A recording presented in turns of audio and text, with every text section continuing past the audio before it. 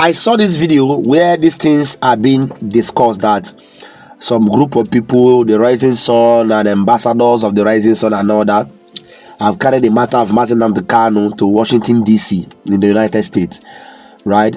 I think the better thing should be done. I don't think there is any good reason why Nnamdi Kanu is still under detention.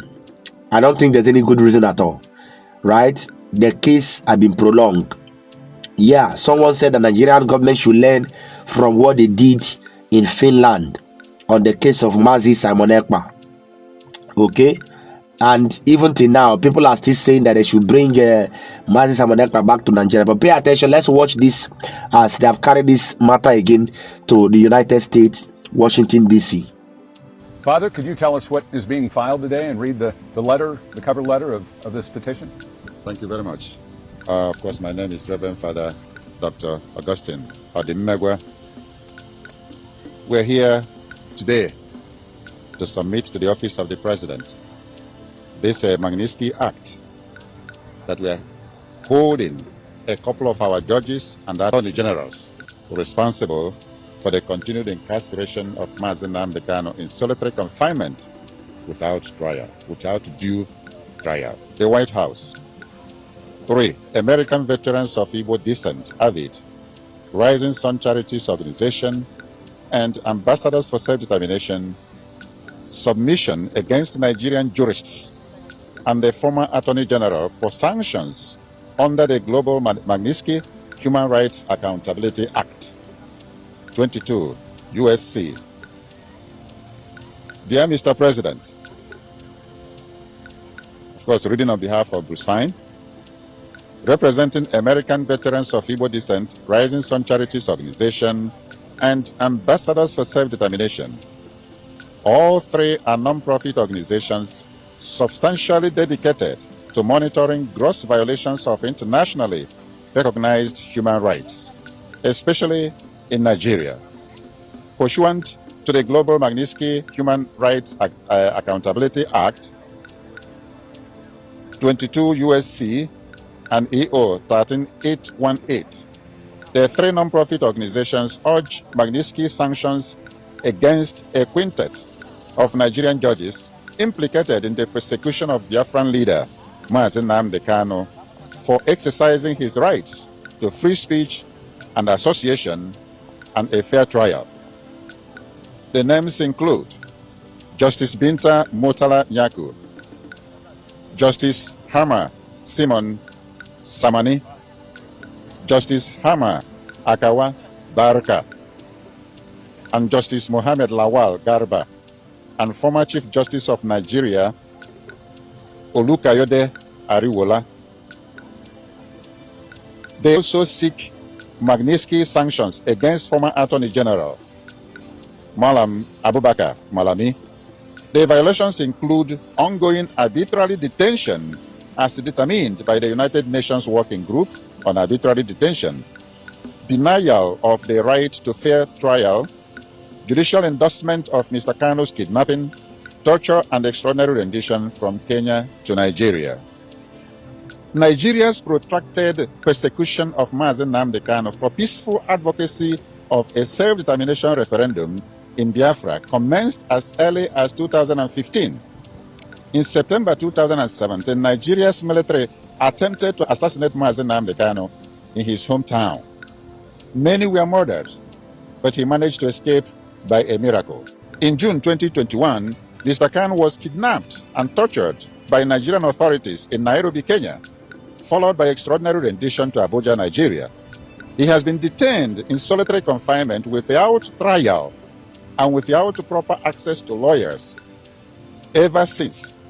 The United Nations Working Group on Arbitrary Detention found on July 20, 2022 that Mazi Nnamdi Kanu's detention violated 16 international human rights covenants.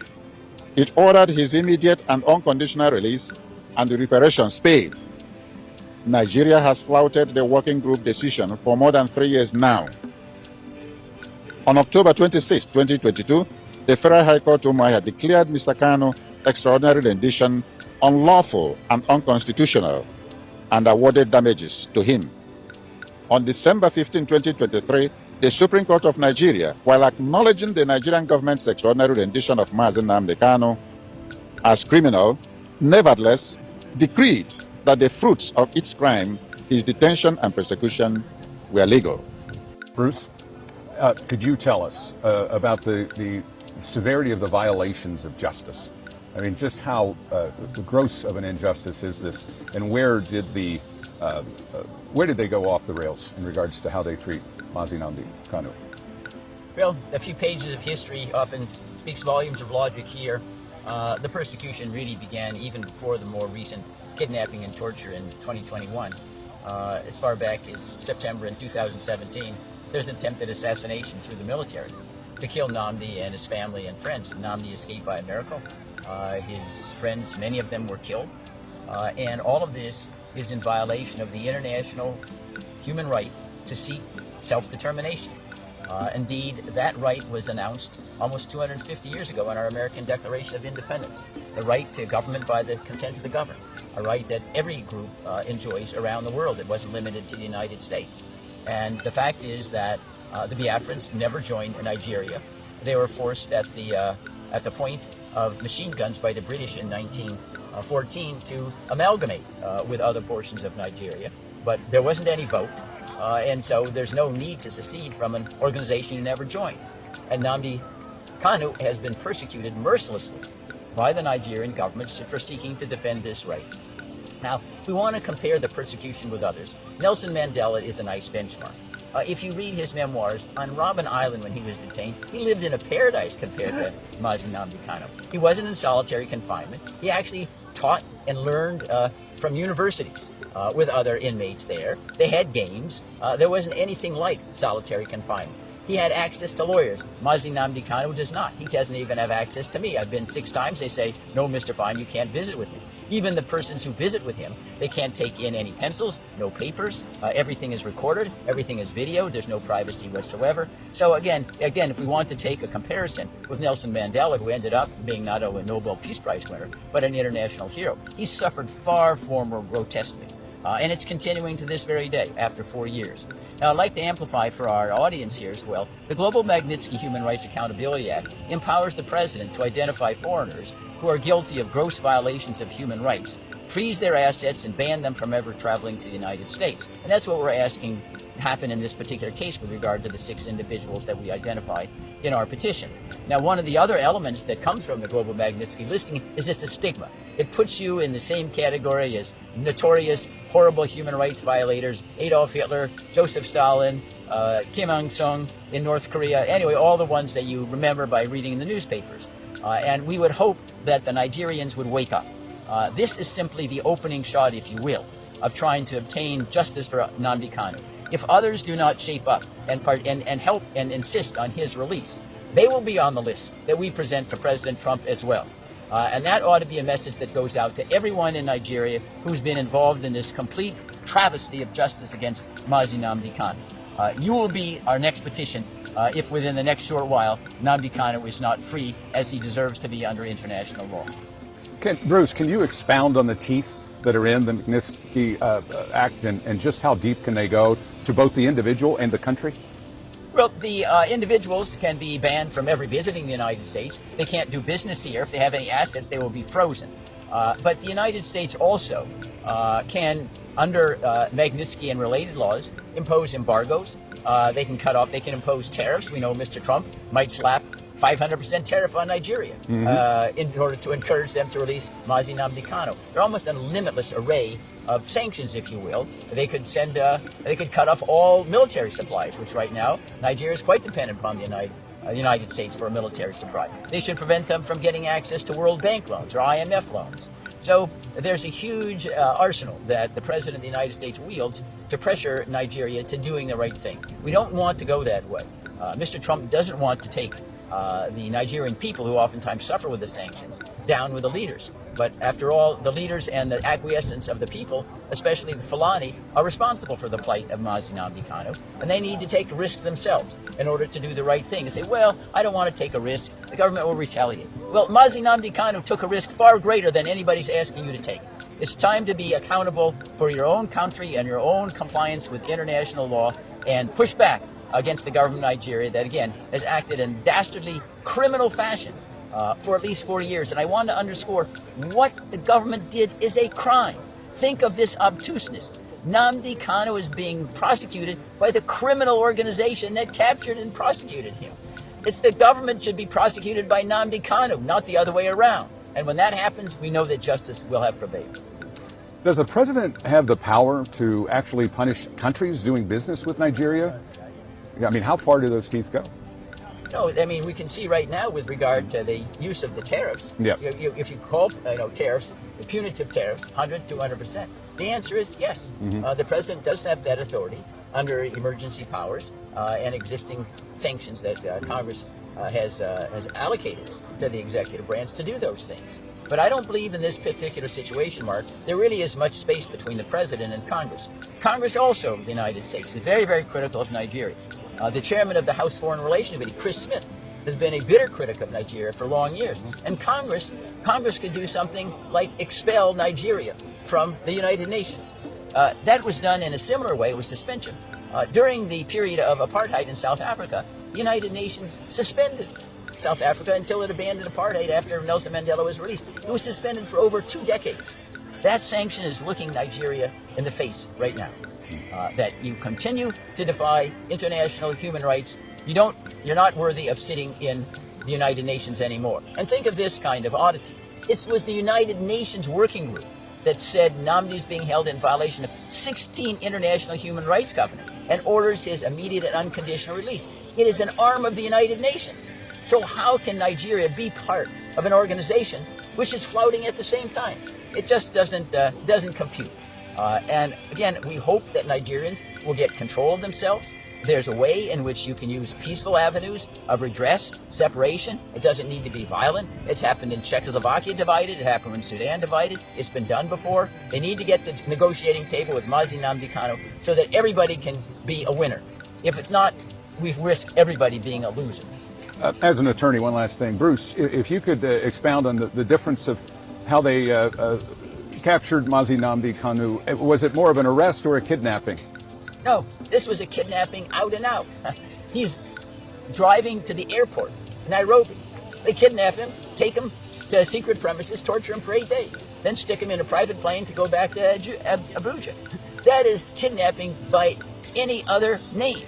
Moreover, the Nigerian courts themselves have acknowledged the kidnapping but said, well, it doesn't really matter. You can prosecute the fruits of your kidnapping, which runs contrary to all law. That is, a fundamental rule from the beginning of time is you shouldn't let crime pay. Well, what's happened here is the Nigerian courts has told the government, you can make crime pay. You can engage in crime to capture somebody and then keep them and prosecute them and put them in prison. That really turns justice upside down. Yeah. What is the maximum that is allowed for solitary confinement?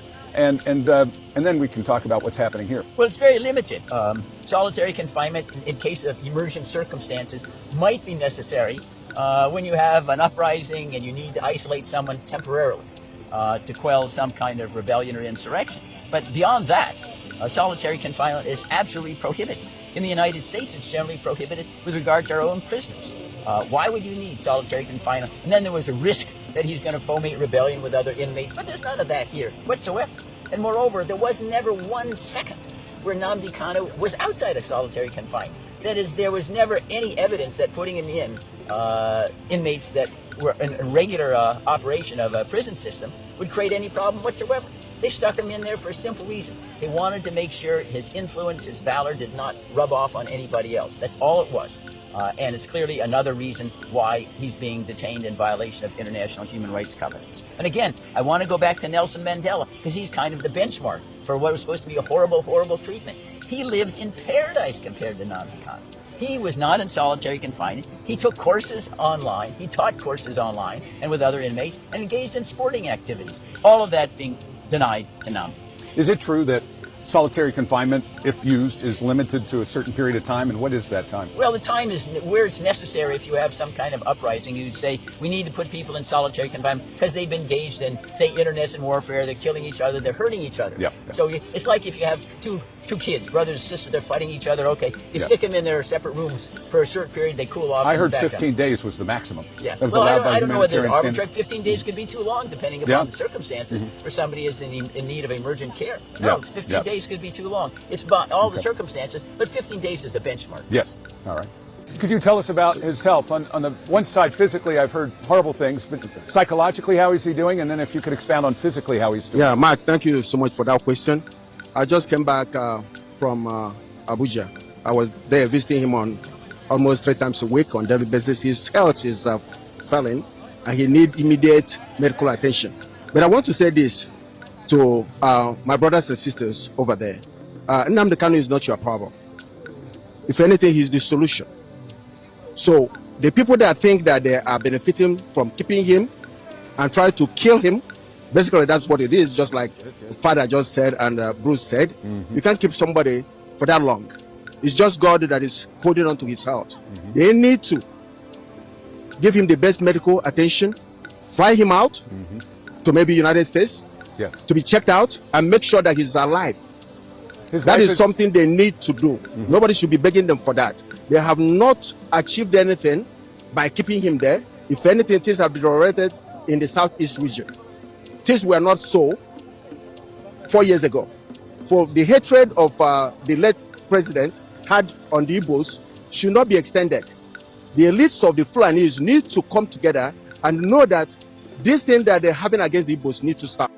My name is Dr. Ozo Eric Chukwu, member of AVID, American Veteran of Igbo Descent. I am addressing the issue where Kenyan government that helped Nigeria kidnap Nnamdi Kanu has agreed to their error. And they have awarded him token reparation for what they did, and they have asked Nigeria to unconditionally release him. So if Kenya that helped them now understand that they made a mistake, Nigeria has no footing to continue to keep Nnamdi Kanu under detention and inhuman torture and punishment. This document contains the details of all the atrocities committed by these judges.